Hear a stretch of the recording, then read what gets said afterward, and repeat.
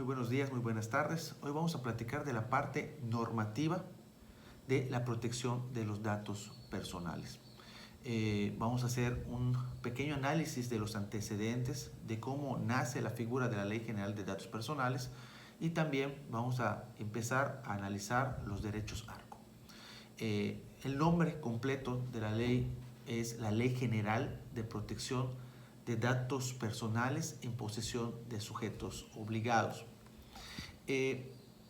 Antes de esta ley que nace en el año 2017 y ahorita vamos a ver, Yucatán ya contaba con un apartado de poco más de 6 artículos que mencionaba los datos personales. No hablaba de un procedimiento como tal, ni de la prueba de daño, ni de los problemas que podría causar la nula protección de los datos personales, pero sí los nombraba, sí los definía, sí decía quién era el responsable, pero no acataba temas de las sanciones, la periodicidad, la prueba de daño, los derechos ARCO. ¿Okay? Entonces había un antecedente, pero no estaba muy bien regulado. Es hasta el 26 de enero del año 2017 cuando nace esta Ley General de Protección de Datos Personales, casi 20 meses después de que se promulgara la Ley General de Transparencia. Esta Ley General de Datos Personales contiene 168 artículos y otorgaba 6 meses a los estados para que pudieran actualizar su marco normativo o armonizar sus leyes. Si ya tenían leyes de protección de datos personales, tenían que ir perfectamente armonizadas con la Ley General de Datos Personales. El objeto de la ley es de aplicación y observancia directa para sujetos obligados, es decir, es de aplicatoriedad general para todos los sujetos obligados que menciona la Ley General de Transparencia y tiene por objeto establecer las bases, principios y procedimientos para garantizar el derecho que tienen todas las personas a la protección de los datos personales. Esto no significa que un ciudadano no pueda aplicar esta ley. Si nosotros como ciudadanos vemos que alguna autoridad o algún sujeto obligado no aplica correctamente la protección de los datos personales, no nos da acceso a los derechos ARCO, que ahorita vamos a ver, podemos acudir a esta ley y también tiene una parte procedimental en cuanto a recursos de impugnación si hacen un maltratamiento de nuestros datos, ¿no?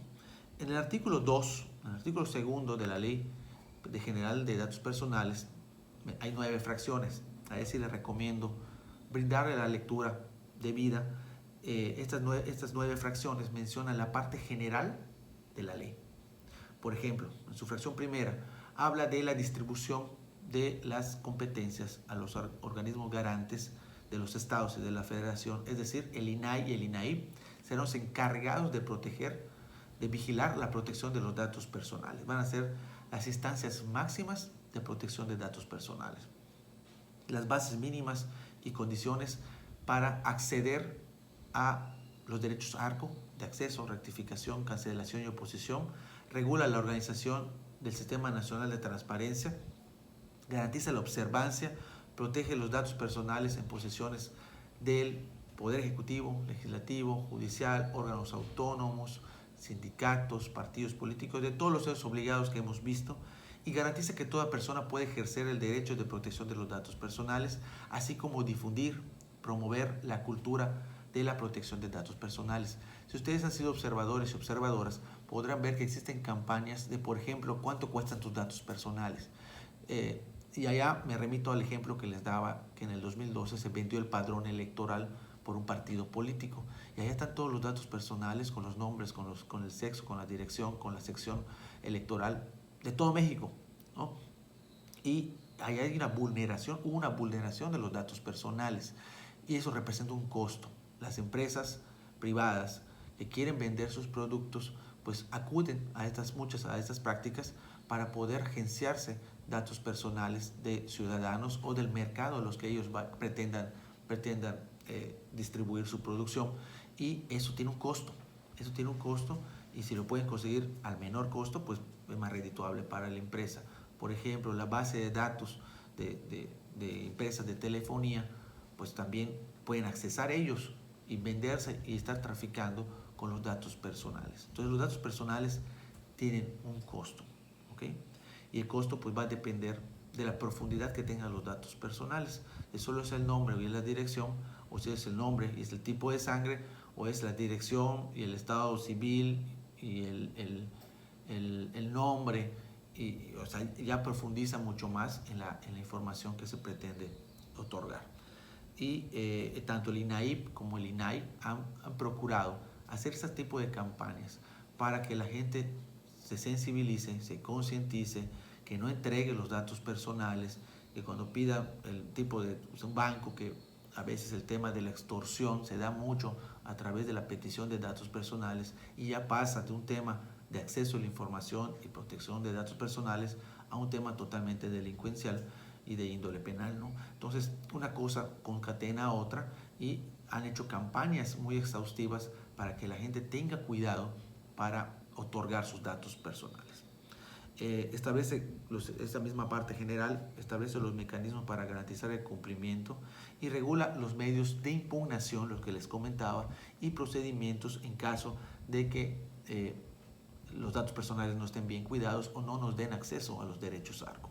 Bueno, ¿qué son los derechos ARCO? Ya lo habíamos comentado en alguna ocasión en clase, pues por sus iniciales, ARCO es actualización, rectificación, cancelación y oposición.